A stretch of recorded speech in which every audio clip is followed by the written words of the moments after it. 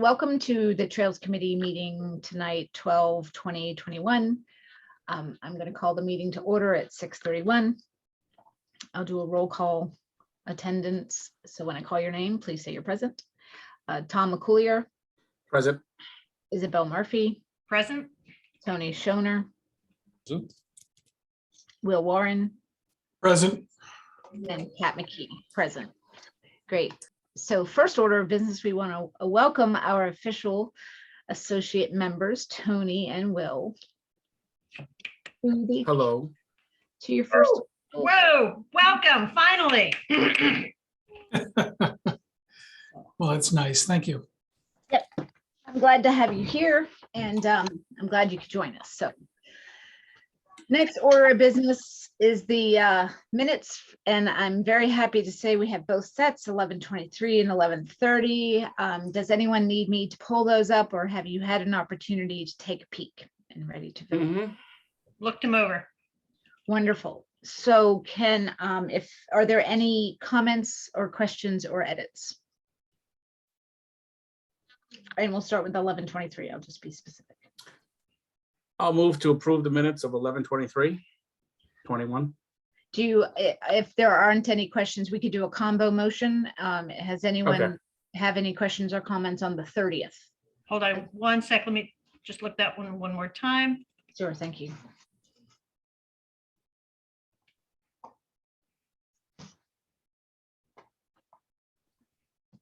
No questions on either. Okay, thank you. I see Isabella over there, so I'm going to promote her to a panelist. And for the record, Tim Litt is a visitor. Hello, Isabella. Hi, sorry, my computer was being slow and it took a while to log on. No problem. I'm so glad you could join us. So we were just reviewing the minutes from 11:23 and 11:30, and asking if there's any questions, comments, or edits before we make a motion to approve. Yeah, they all look fine to me. I checked them over before the meeting. Great, thank you. So I think, Tom, you were in the middle of making a motion for both. Yes, I move to approve the minutes of November 23rd, 21 and November 30th of 2021. I second that motion. Great, thank you. And let's do a roll call vote when I call your name. Tom McCoolier. Yes. Isabel Murphy. Yes. Isabella Bogdansky. Yes. And Kat McKee, yes. Great, thank you very much for that. So that means you're current for the year. Nice way to end the year.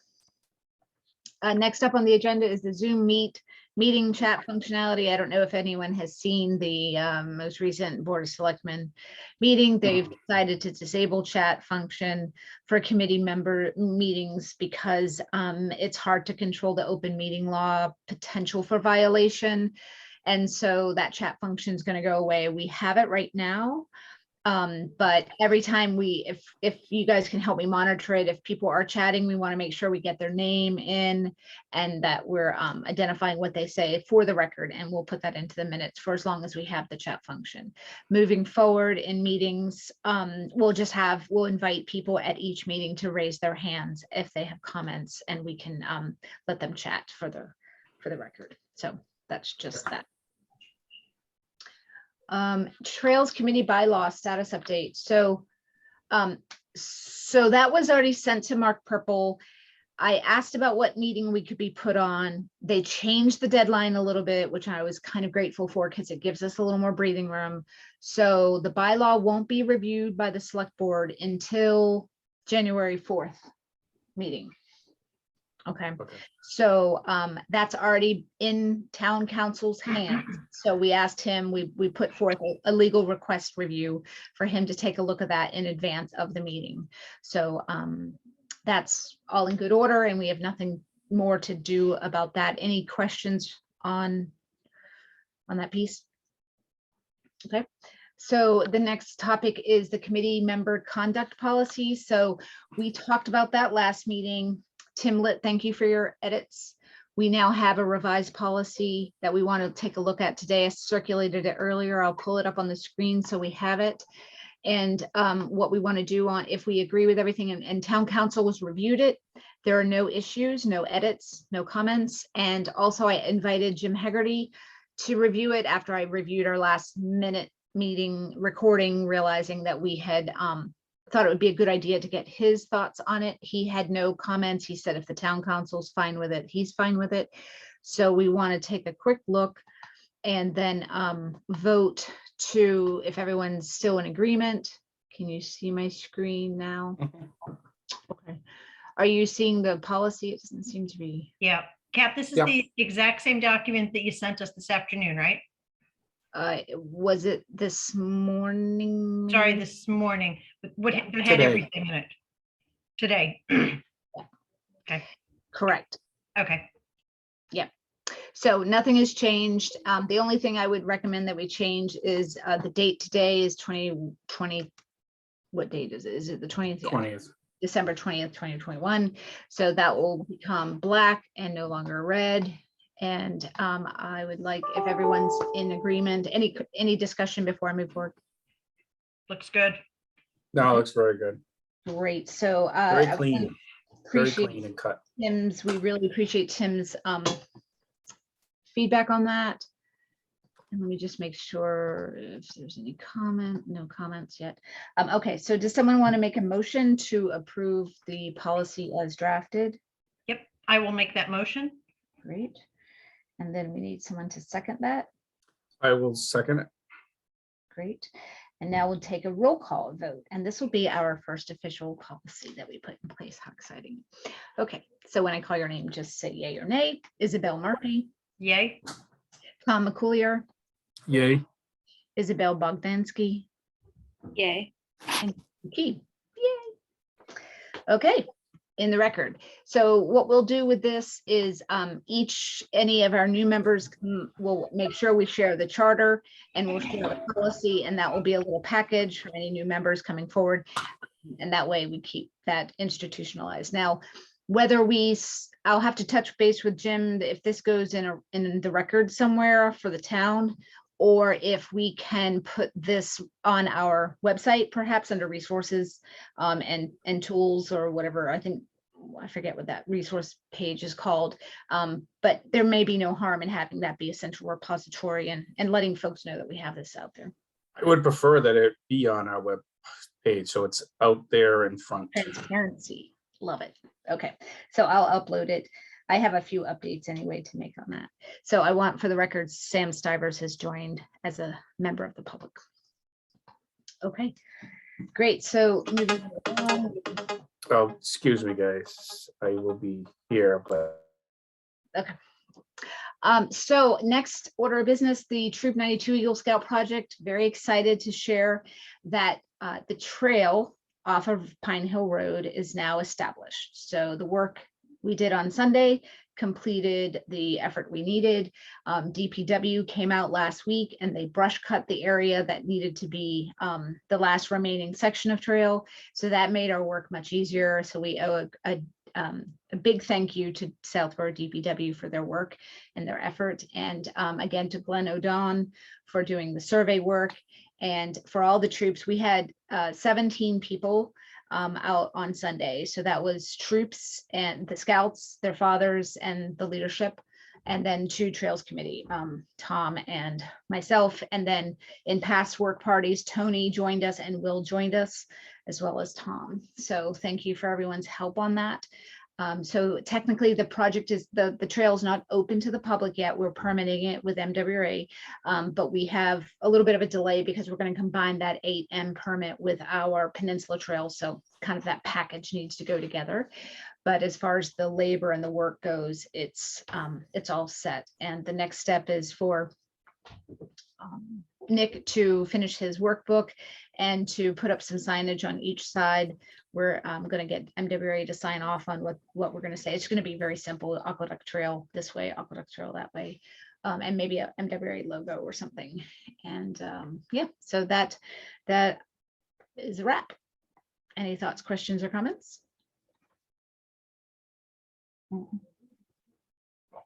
Okay. Next up is Peninsula Trail. So this is really why we're meeting tonight. And so couple things, I sent around the Mass Trails grant documentation last week, and that included the question, the main proposal structure, the questions they're asking. It included an Excel template and I think a landowner's permission form. So all stuff that we won't go through tonight in detail, but things that we need to be aware of.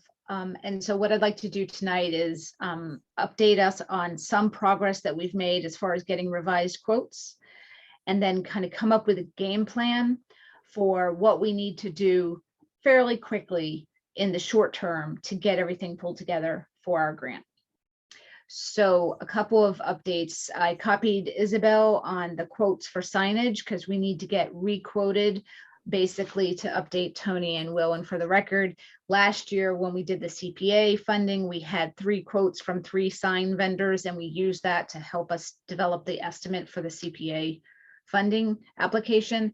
But obviously that's a year old and all prices have gone up as expected. I think those quotes last for 90 days anyway. So we've asked for re-quotes, and we received 1 of the 3 vendors waiting. I just need to tee up on the other 2. The fencing vendor, Any Fence, that we used, I'm not going to go back, and Tom, you tell me in the committee, chime in. It was very difficult to get any fence vendor to come out to give us quotes, and one fence vendor, Any Fence, came back and they were very thorough. They've worked with municipalities before and have been responsive throughout the year. The other 2, kind of Mohawk fencing, we could actually get another quote if we wanted to just do our due diligence if we needed to. But the other quote, the other vendor was kind of, they went MIA on us. And so I don't have a lot of time to chase vendors who aren't responsive. And in this market where, our project might not be a favorite project, How much is the quote you think going to be? The fencing quote. So hold on. When I tell you, it was roughly $30,000, and it was 200 linear feet. And part of the reason is because of prevailing wages. Prevailing wages added about $11,000 to the quote. The reason I ask is, I know that there's like a $50,000 limit where you have to competitively bid, but since you're below that, Yes. you can choose who you want, I think. Right. You were right, Will. We spoke with Lori Esposito, who at the time was the procurement officer, and she stepped us through that process so that we would know exactly how to work that. So we purposely made sure our quote was within a framework, but we have since then talked to MWA and DCR about decreasing. So they had built, the original specs had included a double gate that they can drive a truck in and then close the gate. But I asked them if they could just not do that part, shorten the gate and just have the shorten the whole fence and just have a pedestrian gate. And they were fine with that. So that's going to take a chunk of expense away from the project that will help compensate for the higher cost of everything, right? So that's positive. The challenge, and going back to what Will said, and this is what we're going to have to work really carefully with Mark Purple and the new procurement manager, whoever that is, and I think Tim Davis has offered to assist us because he's familiar in that office as well. But we need to understand how, when we go off the Mass Trails grant, we don't want this isn't one vendor doing one project, right? This isn't just one big project. And I understand that there are specific procurement rules that you can't write it in to be like different. The way you separate your proposal is you can't circumvent the bidding process by breaking up your project into mini projects, right? I get it. But the reality is there's not one vendor out there that's going to take care of all of these things. And so we need to be very careful about how we are putting this proposal forward and find the way to do it in the correct way that doesn't require one vendor to do the fencing and the signage and the trail work and the boardwalk and the bridge, because that's an impossible bid. We can't have one vendor do all of that. It doesn't work that way. So someone has an answer out there and we just have to seek and find it. So that's the fencing and the signage. And then, I reached out to, a few years ago, I met Conservationworks. I met Dick O'Brien, who is a member. Well, actually, Captain, before you go in, just in case Tony and Will. So Yep. this is what got approved from the CPA funding at town meeting in the fall, was it? It was Whenever this it was. spring. Yep. So we do 47 have bucks. funding approved, CPA funds to do this fence that was approved for X amount of dollars. I think it Fencing was and signage, yeah. fencing and signage. So that's all approved. Waiting for DCR to open up it, and then we can schedule the fencing to go in. Yep. But now this is the second, now this is why we're going for the Mass Trails grant. Right. And then where Captain was talking. Thank you. And so just to highlight a little bit later on to that is the CPA funding was set up so that we could use the funds to go after a trails grant, and we would use the funds as matching funds because the trails grant requires you to have 20% match of whatever total cost of your project. Okay, so our deal with CPA and the way the MOU is written is it says you will go after the grant. If you don't get the grant, you can still spend the money on the fencing and the signage, right? But if you do get the grant, then your project is enhanced and the money will go towards that. So that's what we're able to do since the work we did earlier this year. So our next step is the boardwalk and the footbridge. The boardwalk is it's near Stony Brook. Do you guys want me to bring up a map so we understand what we're talking about? Give me just a second because there's only a few windows here. While you pull it up, how much did we get approved at for the CPA? Is that 20? No, what was it?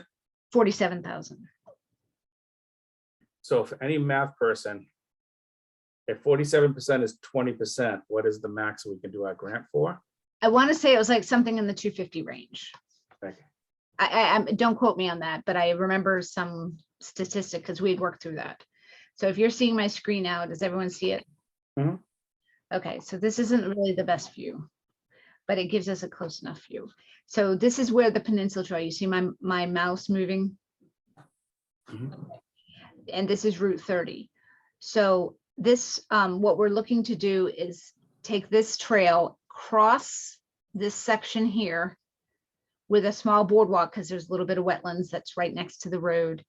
And then we need a footbridge, then it goes to land again. And then there's a footbridge we need to put across Stony Brook. And there's a little bridge there on Route 30 that there's no shoulder, there's no safe way to cross Route 30 there. And so this was our proposal, and MWA is open to us exploring this. So we spoke with. What is, just a question, what's the span of that needs to be covered to cross Stony Brook? Yeah, 50 to 60 feet for a bridge. Thank you. And it has to be ADA compliant regardless of your trails around it because it's federal funding. So it sets some specs and expense that you just have to work with.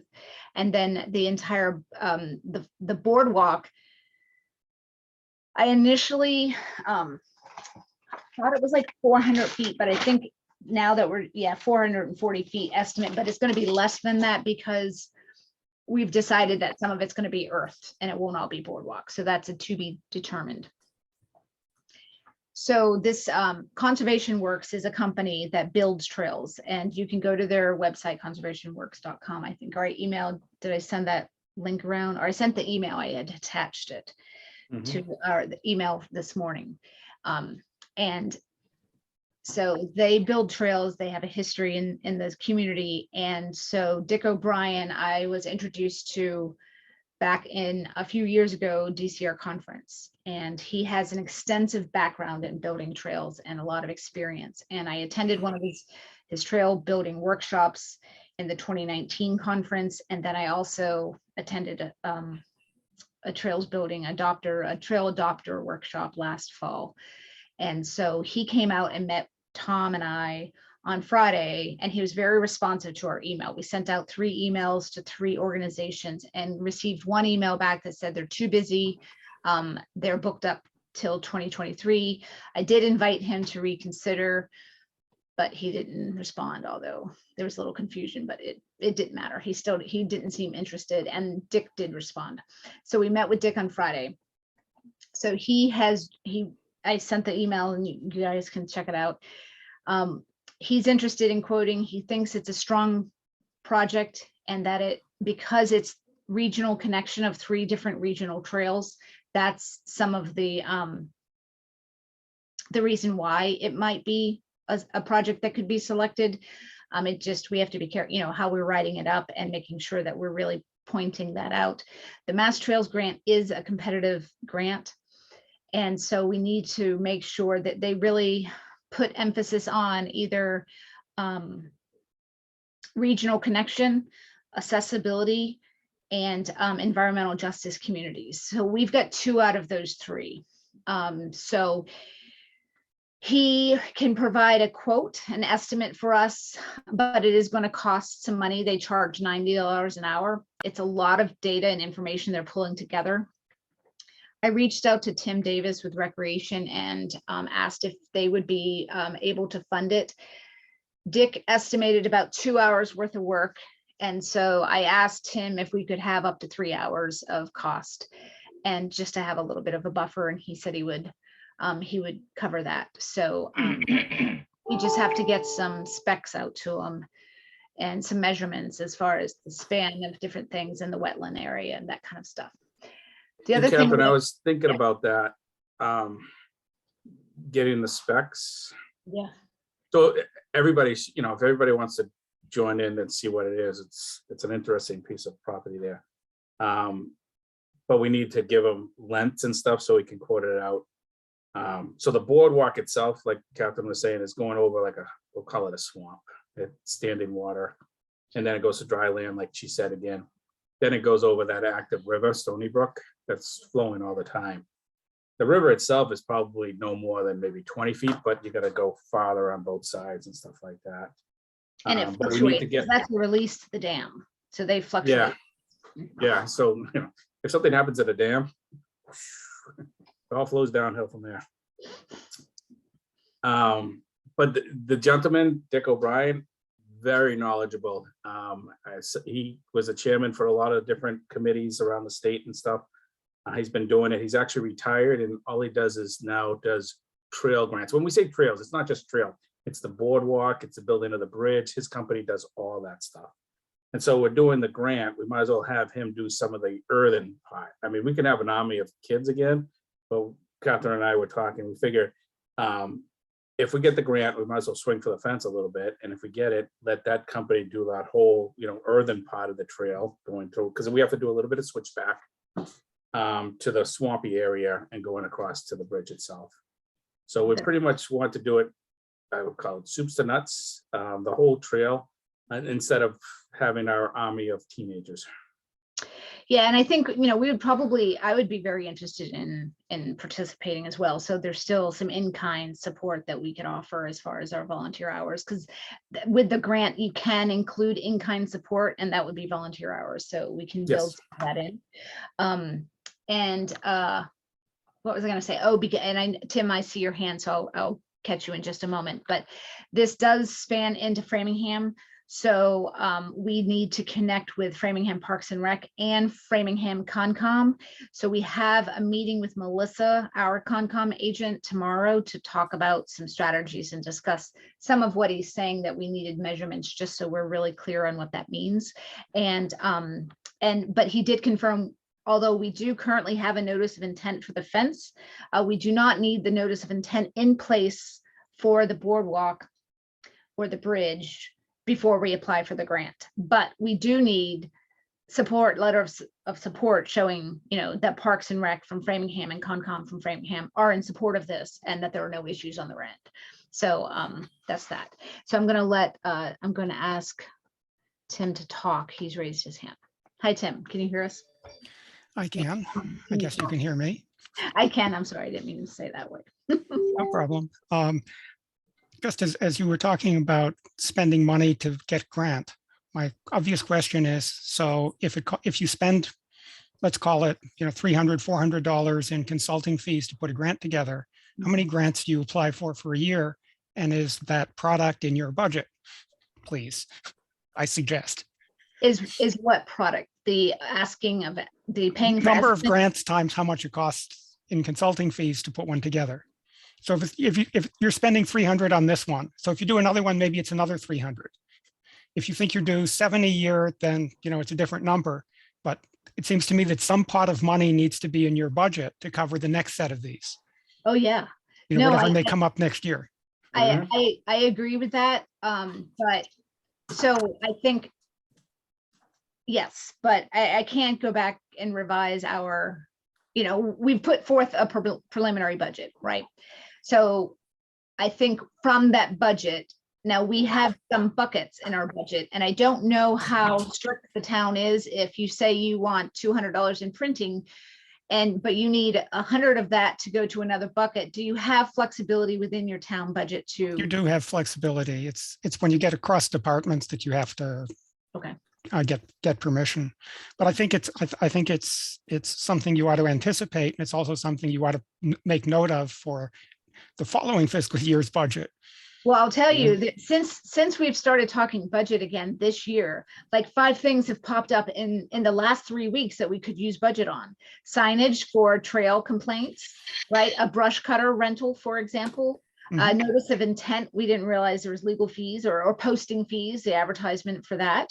And now grant, you know, consulting fees. So lots of things have popped up to, you know, further support our need and the legitimacy of requesting a budget. So I agree with you, Tim. But I think we have some slide room because we did put some money in there for tools. So if we didn't buy tools the first year and we needed to reallocate that to consulting. I think there are different levels of detail, right? I mean, I would put a lot of this stuff into a bucket called administrative expenses. And then you're prepared to talk to what the detail is behind it, but you don't need to break it out into line items at that level. Yeah. Because as you're discovering, things pop up and you want some flexibility. Yes. Yeah, and we're learning that along the way too. So I think we did have the detailed support, and then we had like 4 buckets or something at the summary level, and that's what I submitted. So helpful. Okay. So that's really exciting news, and I think you know, I'll open it up for questions, and we've said a lot and talked about a lot. So anything from Will, Tony, Isabel, or Isabella? I think it looks great. I'm in complete agreement that we should utilize that person's, O'Brien's resources and have him help us put together not only the quote, but any of the information that we need for the grant. Yeah, he sat on the board MARTAB, which I think is an advisory board to help select some of the grant in the past. So he's no longer on the boards. There'd be a conflict if there were. Good. And there is, he did talk about a potential conflict of interest that we would want to clear with the town if the project, if he helps provide an estimate and then the project goes to bid. Because it will have to go to bid, because he quoted the, I think it was approximately, what was it, 80,000 maybe, Tom, for the bridge, and the total project cost was in the 150 range. Yeah, I think it was 65 for the bridge, 65 to 80, depending on material, and that's what part of his proposal. We talked about material for the bridge, you know, the lifespan of the maintenance for the material for the bridge. Yeah. Tell us about it. So a lot of that stuff drives up the cost. You want to be a little careful in terms of saying you only need to worry about conflict of interest for things that go out to bid. I mean, you have to do due diligence for items that are, you know, below that threshold. And if someone's involved in preparing the spec, you need to make sure that, you know, it's not skewed towards that person.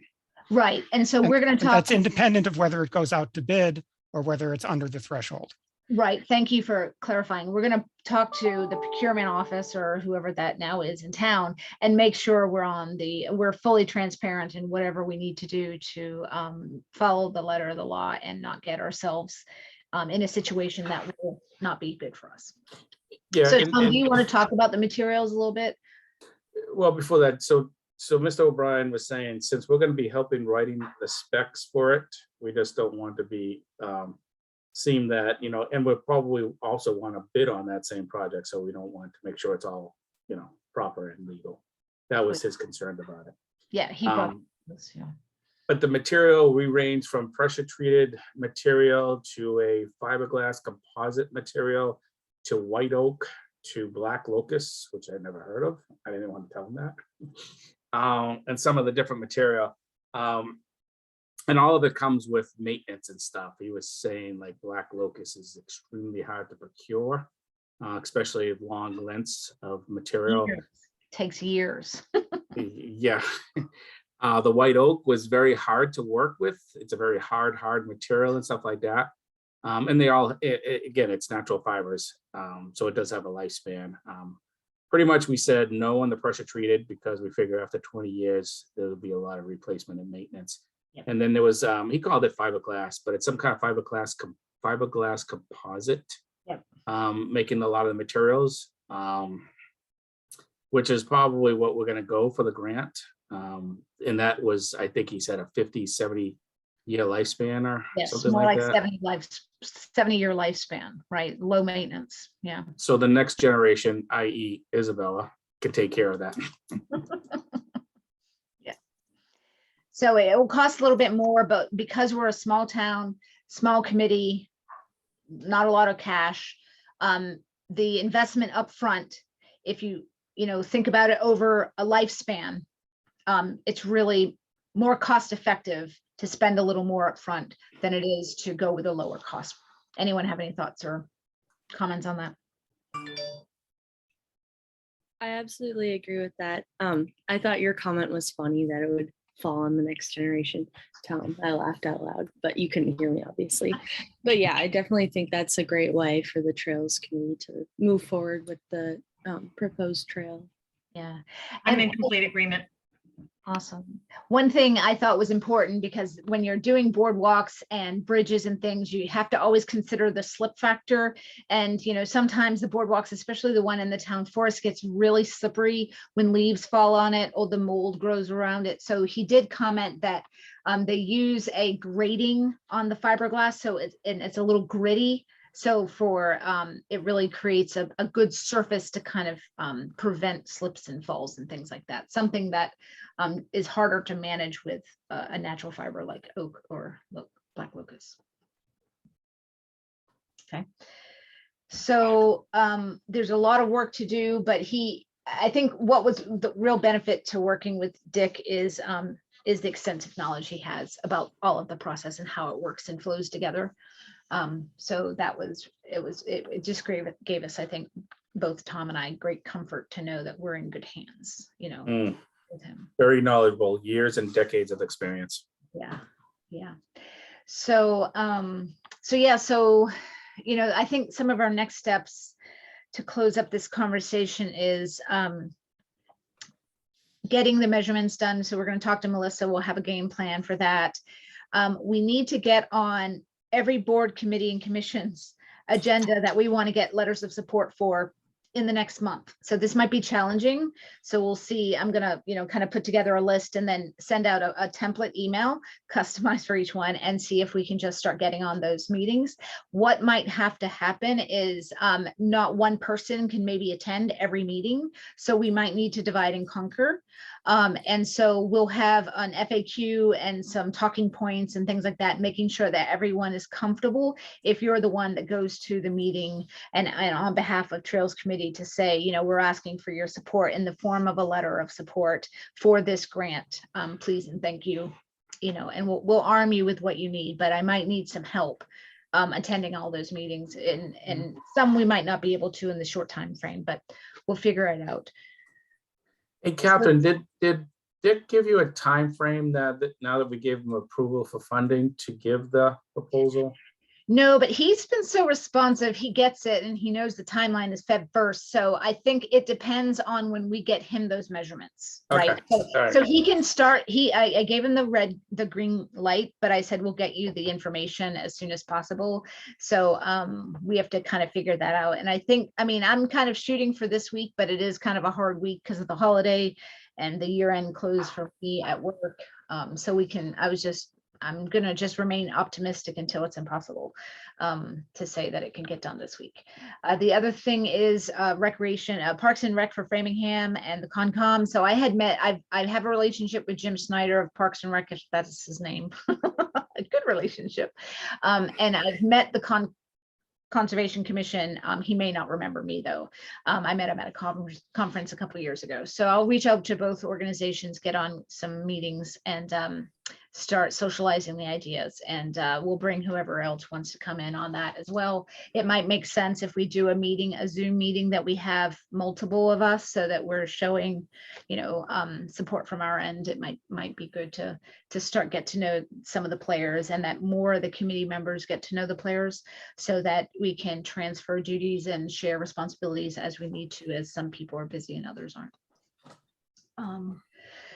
Yep. And so I think, what have I missed, Tom? Anything that you can think of that would be important? And the quote, I think, will help us with the permitting and stuff too. With it. Yeah, and she did mention that, it's not a critical path, is we still got to go to our Conservation Commission to apply for the same process we did for the fence. So maybe when the grant is applied to, we probably should start that. It does last, what do you say, 3 years? Yeah, 3 years. And I want to talk to Melissa and make sure, our Concom, so Dick said we didn't need to have it for Framingham, but I'm curious if our commission would want to have it in place. Yeah, I think either way, we have to we should still present to their meeting, their Conservation Commission meeting, definitely. We do, and I think this is going to be one of those, like, I want to be armed with more information. So reaching out to Priscilla Ryder from Marlboro, the conservation agent that worked with her Boardwalk. She installed them in Marlboro for the Burroughs Loop, and they were in the wetlands area. She has a lot of experience with this. So we talked a little bit with Dick O'Brien about strategies on working in the wetlands and how to minimize impact and other things. And we'd like to develop some strategies on mitigating, if we work in the area, what can we do to improve the area, that kind of stuff. Before we meet with Concom, we might want to send them some preliminary information so they can read up on it, and it won't be a surprise to them, because I do believe this will not go as smooth as the last one. I just have a hunch, but I could be wrong, and I'd love to be wrong. But I just want to make sure we have our ducks in a row for that, because we want to keep everyone on the good. So The yeah. Concon usually wants to see a plan. They want to see some form of document that says, where are the sensitive areas? Where are you going to do things? Yeah. Where are you going to put your hay bales, or, what other filters you have and all all stuff. Thank Oh, you. this whole thing is a sensitive area that we're doing. I So understand, but I think the quote will be really helpful because Yes, Dick O'Brien. that's what I was asking. anything about- Yeah, that's what I was asking when Mr. O'Brien can Yeah. finish out that quote part. Because Yeah. part of that is going to be probably diagrams of proposed bridge types and stuff like that. And again, the exact measurements around where this is going to go. We also have to find out, and I think this is part of Melissa's tomorrow, is how far from the street is owned by the state, because that's Route 30. and Because I'm we want to curious- get as close to the street as reasonable. I won't say possible, but reasonable, because it's kind of like muddy, for lack of a Yeah, better word. we could maybe reach out to Karen Galligan, because even though it's Mass DOT, she may have knowledge of that. And actually True. Sam's in the audience, and I know he's been working with Mass DOT for the Halloran property. So the Mass Pike might have a different type of right of way off of it than a state road, but it again may be similar. But I can reach out to Karen just to see if she has an idea about that. Yeah, because it has to be a standard thing. It's not every road is different. It has to be, this is it. Right. It would make more sense that it is. And Isabel, I don't know if you can hear me. I have a question for you. And I can wait if you're not there. Oh, I'm sorry. No, I'm here. I couldn't Okay, keep thank having you. problems hitting the unmute. No, that's okay. So so Tom and I, when we met Dick O'Brien, we parked in the Sanofi parking lot, and we were going to reach out to them and ask them if they would be open to sharing their parking lot with trail users. So Isabel, I don't know if you have time in your world after your travels, maybe, or to even send an email before you travel. I'm not trying to pressure you, but to start to try to make a connection there and see if we can talk to the right people, and if they would be open to allowing parking. Again, it's not going to be filled up Monday through Sunday. We're talking a few cars, a few days a week. Weekends are going to be more popular. you know, if we could have some use, and it would benefit their people, you know, in Oh, yeah. their workers. And where we park, Captain, and we can show everybody on a map later, is we can actually put signs there in each spot saying this is the only designated parking area to use, you know, the trails. Yeah, I can, And I can absolutely, there's no way, I mean, I'm leaving this, excuse me, I'm leaving Wednesday morning, but I can absolutely reach out as soon as I'm back, at the beginning of the year, and start finding out who. So I will take that on. And it wouldn't hurt. I mean, I don't want to like be too much of an ask, but you know, if they wanted to donate and make themselves look a little better. But Catherine, that's something we gotta, maybe in a future meeting, how do we send up a Friends of the Southborough Trails? So I want to be careful. Like, so if what you mean is Friends of Southborough Trails is a 401c, that's what currently recreation has, is Friends of Recreation, and that gives them more leeway and options Right. for donations and stuff. I want to be careful about that just yet, only because the amount of work and organization and stuff like that, that it would take.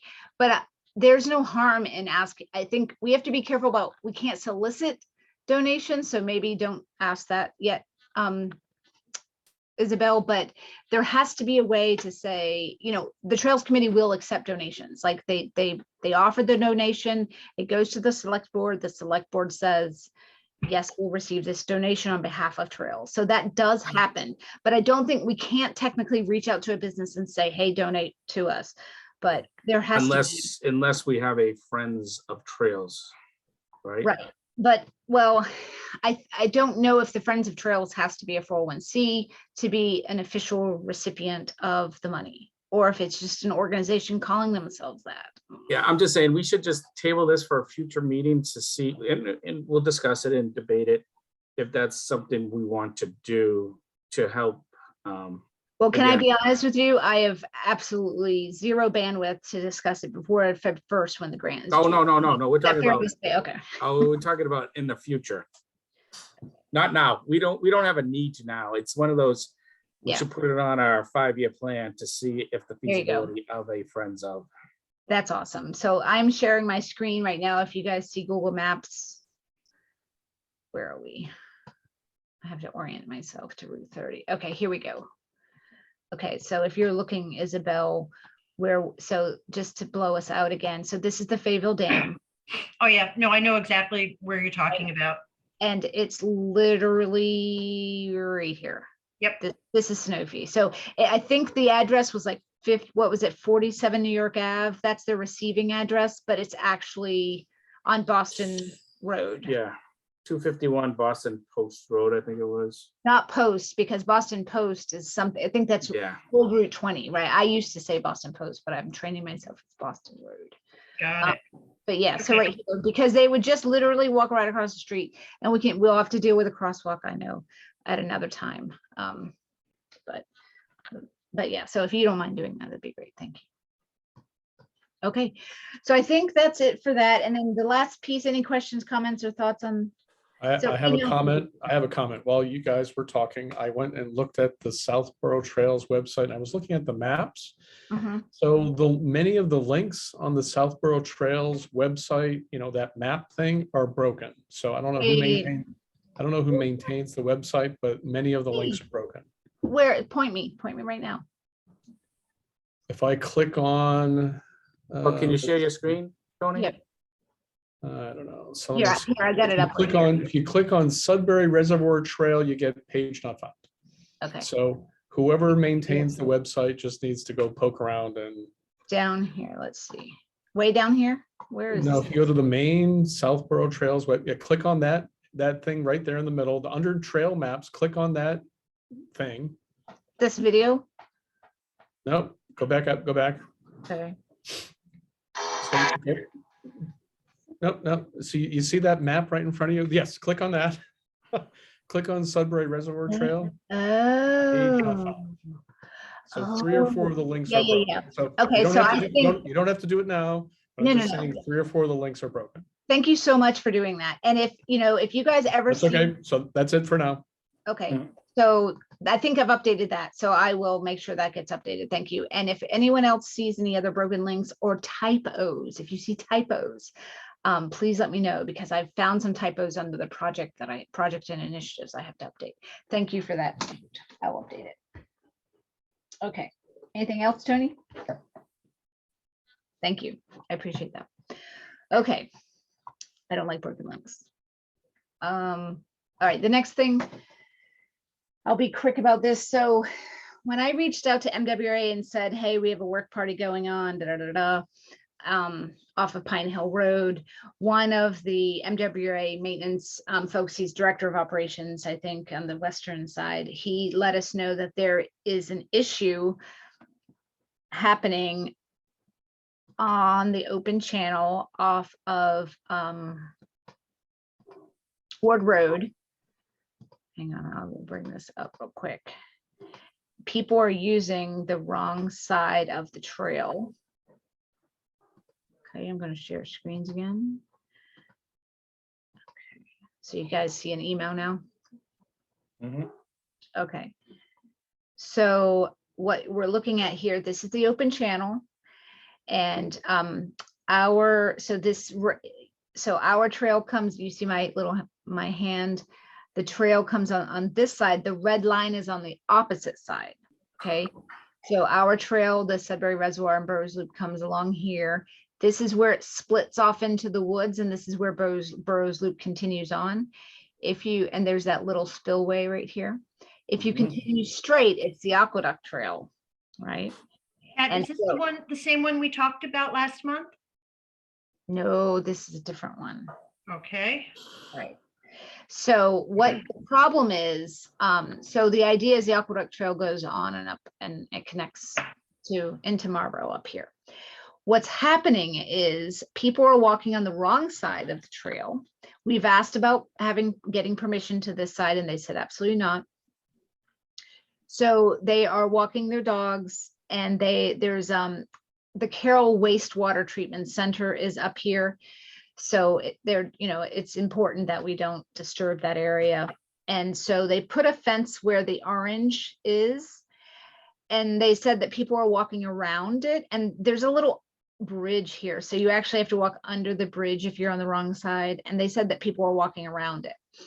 Now I visited on Sunday to check things out.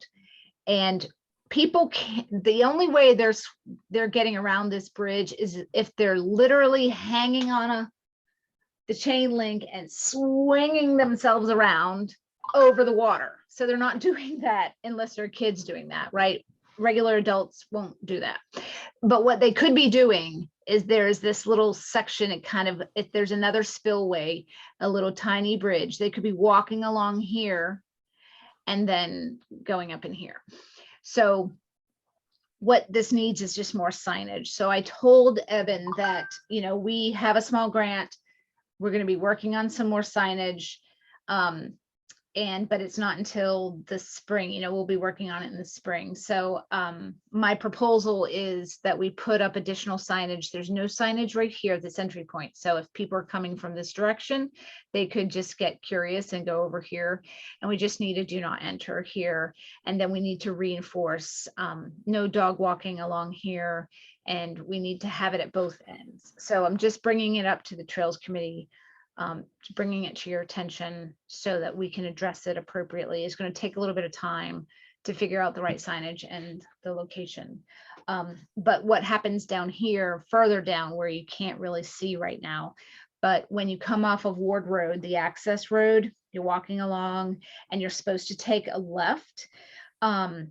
People may be walking across the bridge and taking a left and they get on the wrong side. There's some signage there, but I can easily see people being like, oh, there's nothing here that says don't go here, so why don't I go here? So we just need to improve that signage. And Eben also mentioned, he's like, this was one of the concerns we had when we opened up this section of trail. So I take that to mean you need to fix it, or the access to this section of trail, if it continues to threaten the Carroll Wastewater Treatment Center, that's going to become a bigger issue. So there's a security issue that I see that, like pretty much whenever I go down that trail, You do. and there's other people down there, I see, well, they like always have dogs more or less. And like you were saying, instead of taking a left before the bridge, they take a left after the bridge up where it's like not as swampy and a little more flat. Yeah. So yeah, there definitely just needs to be like more signage there because it is a little bit confusing because you're kind of like, oh, what's this? Like I can like go explore down here. Like this Yeah. is just another trail because it looks big and open and it looks kind of inviting too. It does. I agree. Thank you for But yeah. that. Yeah, Yeah, and and- you're right. It was very swampy in 3 different areas where I was like, if I didn't have big waterproof boots on, I would have just sunk with my Yeah, tennis. exactly. And like the other side, where you're not supposed to walk on, like it's really hard to walk on that too. I have or may have not walked on that a few times. And you have to like bushwhack your whole way through, like dodge under and over logs and stuff. So it's like very hard to walk on that. But I definitely think people are taking like the second left after the bridge and then going on like the flat area, like closer to the train tracks. Yeah, so we're gonna have to improve the signage. Now, did they say people with dogs or just people in general? Because I do notice cross-country teams use that as a running course. Yeah, he said dogs. Okay, Yeah, Oh, let me I've double seen a lot check. of people with dogs there. Yeah, too. people and dogs are walking along the area marked in the red, skirting around the fence and continuing on to cross over the stone bridge and walk up towards the west of the facility. We've installed signs on the fence and now adding blocking devices, but it's clear that the public access and it continues to be used. There are concerns when we add. now, do you think they would be willing to or able to put, you know, that fence you come off, you go down Ward, and if you go across the bridge is where all the places we're talking about. Could they put a fence either before the bridge or the other side of the bridge there? They I might, know vehicles go there, but they could just Yeah. do like a regular bridge. So it's more of a deterrent. you mean, so where you cross so you're coming off of Ward Road, you cross the bridge, and when you No, turn, even the before second the one? bridge, you just make a fence there. Because if there's a fence there, then anybody coming from Ward can't go on the other side. Because you gotta cross that bridge to get to the other side. But you have to cross the bridge to get to the other side to continue on the Sudbury Reservoir Trail. If No, you no, take once you right go across, underneath the overpass. once you, yeah, sorry, you are correct. Yeah, Never mind. and I think they do a lot of mowing and stuff, so I think Yeah, you can't do that way. fences are good, but they create a maintenance issue when you're trying to be effective. So yeah, I will there's a few thoughts that we have that we can do, but I think we're gonna have to make a public service announcement on Facebook and our Trails Committee website and push out an e-alert. I want to do it after the holidays, I think, because I don't want it to get lost in the holiday shuffle. It's really difficult to make public announcements and have it being heard if people are traveling and stuff. So I want it to be effective. So I'll put some stuff together and then the new year we'll kick off that and make sure people are aware. And I think I just do want to bring, I know you have to leave in 5 minutes, Tony. I just want to bring it to our attention, like as I was out there and realizing there are really no signs that say no dogs and people don't know this information. We're going to be sharing some shocking news to people. I think it's going to be a shock to a lot of people that no dogs are allowed on a lot of these trails. And so I just think we should be prepared for that, even if our message is kind and friendly. I think a lot of people maybe. Did that email message say time of day by any chance when people are walking there? No, he did not. I wonder, and maybe this is not a good idea, but I wonder if one or two of us should try to be there and tell people in person. That's not a bad idea, Tony. On a weekend, we take some prime hours and, certainly a good Maybe idea. after the signs are up. I don't know, just brainstorming. I like it. I think that we can include that in part of our outreach education campaign, because we're going to be doing that at Breakneck Hill to educate people about picking up after their dogs. So I think, to your point, we should consider the different locations, even at Deerfoot, you know, where people might be coming off of Deerfoot or Parkerville, they might be walking their dogs along there. We can put up a little table, you know, choose a couple weekends in a row, have people spread out, and then talking to people about it and sharing the information. What's the primary reason that they can't walk their dogs there? Is it because of the watershed?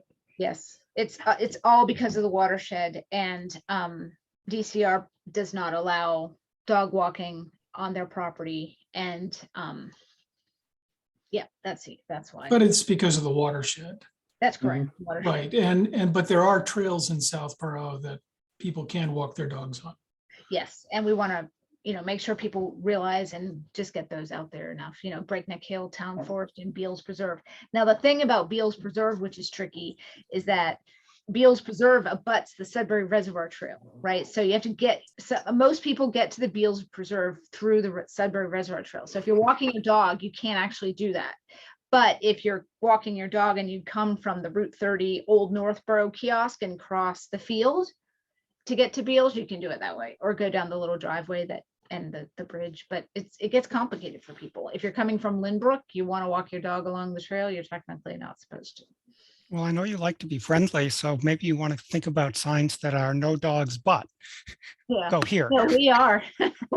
That is exactly what we're going to try to do is we don't want no to be the only thing we say. We want to be like, you know, this is why. So this is the education piece. We want people to know we're not trying to be punitive. We're not trying to take anything away from them, although it will feel that way. We're just trying to help them understand that we live in a special area that's a watershed, and this is why. You know, we're protecting it and the water, and so it is. So anyway, I think that's it. And the only next thing is our next meeting. Any comments or questions on that? Other than, okay. So next meeting, I'm going to propose early January. We have to get the grant, so we have, and we're going to have 2 meetings. I'm just going to go ahead and say it in January. I'm sorry in advance. And then after that, we can take a long break if you want, and go on vacation and do lots of fun stuff. Are a bunch of you planning to go to the Board of Selectmen meeting on the 4th? Because if so, you might want to post a nominal meeting. Oh, a bunch of us. That's a great question. So that's when the bylaw is going to be. But I have a question about that, Tim. So we can all show up at a public meeting. We just can't talk to each other. And now that we're not in person, it's kind of hard to talk to each other in Zoom, but you still think, I guess I can check with the team and see, or the committee, to see if there will be multiple people and we can post a dual meeting. I've tended to see people err on the side of posting a meeting and then just saying no quorum or no discussion. Okay. Because it's a lot easier to do that than to be at a meeting and want to talk to people and say, what do you think? When you can't do it because there's no meeting posted. The timing, so I guess the timing might be tricky. We would just have to say 6:30 when the select board meeting starts, but we might not go on until 11:30 at night. Yeah, well, that's fine. Okay. If there's a way to warn the public, just so we're transparent, then we can do that. So we should probably have that meeting first before we meet, because there may be a discussion or something. So I'm just going to interrupt for 1 second because I actually have kind of a hard stop here. So Okay. gotta go, and I'll try to attend the next meetings. Is January 5th good for you? No, I know January 5th is not good for me, but don't wait for me. I'm gone for 5 days there. So. Oh, okay. Gotcha. Thank you. Well, happy holidays. Appreciate all your. Thanks to you guys. Take care. Yep. Bye-bye. Bye, Tony. Tom, do you know when our, what's it called? The next, Yeah, I know what you're gonna say. oh, it's Is the it? 12th. It's the 12th. Yes. Yep. Okay. So how does if Tony can't make that entire week, does the 5th or the 6th work for you guys? Both of those work for me. Me too. Isabel had to drop. at Both of 7. those work for me as well. Okay. So Is Sati visiting family? Is he yeah, he's in India for the month. for the Yeah. month? Okay. Your That's what I month, yeah. So I think so let's shoot for January 5th. Will, did you say that worked for you? What? Okay. Because you have some sort of Wednesday meeting sometimes, right? But that's not on the 5th. Okay, so if we have to, we can maybe do a fallback on the 6th. I'll send an email around. And then can we go ahead and preliminary put another one up since we're just doing it, and it might help us have a line in the sand, even though we may have to move it. So if our due date is the Feb 1st, what about the week of the Martin Luther King, and we look at maybe I want to stay away from select board times on Tuesday because we've run into that problem before. How about the 20th? Sure. Thursday, the 20th. Mhm. That works for me as well. Okay, so that's, and we're gonna shoot for 6:30. Okay, and I'm gonna start putting out calendar invites. I should have been doing that all along, but for these times so that we can hold them. I'll go ahead and book our Zoom meetings, so we'll have those. And if we need to move it, we will. Okay, I think I need a motion to Well, before we go, it's the 5th and the 20th. 20th. Okay. Yep, on the 20th, and then a motion to adjourn. So be it. Okay, and do I have a second? I second. Sorry, it took me a second to click on the mic. That's okay. Okay, so Tom, so let's vote to adjourn at 7:32. Tom McCoolier, Yes. Isabella Bogdansky, Yes, yes, you said my last name correct. and Pat McGee. Awesome. All right, well, that closes out our 2021. Thank you very much, everybody, and happy holidays. And I look forward to a wonderful and productive 2022 with a little break. Happy holidays. All right, Thank you. Happy holidays, guys. See you next year. Yeah. Bye. Bye.